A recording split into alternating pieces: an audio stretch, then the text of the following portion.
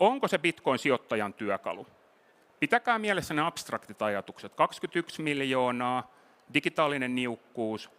Niin mitä se tarkoittaa sijoittajan kannalta? Meillä on 3 teemaa, josta mä tuon viimeisen jätän pois, eli ei mennä mihinkään makrojuttuihin, mutta hajauttamista ja riskit korjattua tuottoa, koska noita makroasioita tämän päivän aikana kuulette tosi paljon. Mä en lähde siihen sen enempää. Mutta katsotaan sitä, että miten Bitcoin korreloi muiden omaisuusluokkien kanssa. Tässä on katsannossa pitkä aikaväli, noin 6 vuotta, miten Bitcoin on korreloinut muiden omaisuusluokkien kanssa. Niin kuin näette tuolta alhaalta, niin Bitcoinin korrelaatio muiden omaisuusluokkien osalta on lähes 0. Se ei ole joka ikinen päivä, mutta pitkällä aikavälillä. Eli ne driverit, jotka vetää osakkeita tai korkoja tai kiinteistöjä, ne eivät ole täsmälleen samat driverit, jotka vetää muita omaisuusluokkia. Katsotaan Bitcoinin tuottoa. Toivottavasti kukaan ei saa teistä epilepsiaa, hirvittävä määrä värejä.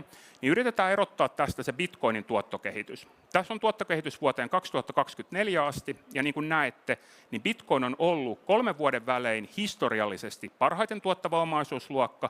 Ja 1 vuosi on aina se, joka on romauttanut Bitcoinin. Mutta siitä huolimatta Bitcoin on ollut tämän koko ajan kaikkein paras omaisuusluokka myös annualisoidusti. Ei vaan niiden vuosituottojen perusteella.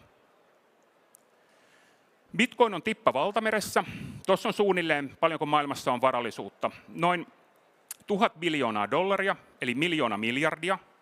Luvut on valtavia, älkää siihen kiinnittäkää huomiota, vaan arvioikaa sitä, että Bitcoinin osuus tästä koko varallisuusmassasta on noin 2 biljoonaa taalaa. Ja nyt kysymys kuuluu, että ajatteletteko, että Bitcoin kuolee pois, vai kasvaako Bitcoin tästä johonkin mittaluokkaan? Ja Bitcoin kilpailee kaikkien muiden omaisuusluokkien kanssa arvon säilyttäjämäisyydestä ensisijaisesti. Onko Bitcoin paras arvon säilyttäjä? Aika näyttää, mutta kehitys on ollut erittäin vakuuttavaa. Tehdään nopeasti tämmöinen hypoteettinen laskelma, 60-40 salkku, jossa on osakkeita ja korkoja, ja sinne laitetaan sitten vähän Bitcoinia, ja katsotaan, miten se salkku kehittyy. Mä oon tehnyt sen rinnalle tämmöisen BlackRock-salkun, jotta näette, että en yritä jallittaa teitä, vaan että se on tämmöinen korko-osakesalkku, jossa on isompi osakepaino.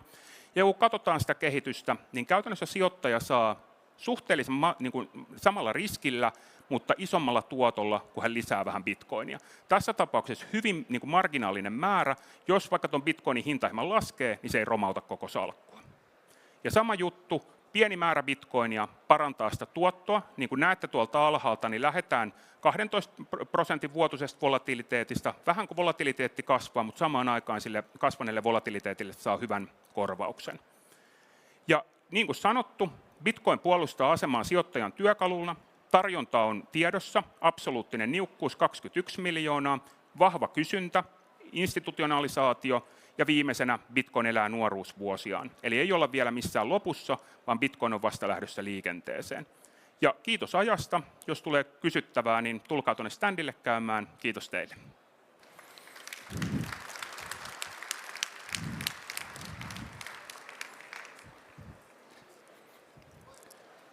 Kiitos Thomas Brand ja CoinMotion. Käykää ihmeessä tuolla standilla kyselemässä lisää. Tästä tuli niin paljon informaatiota, että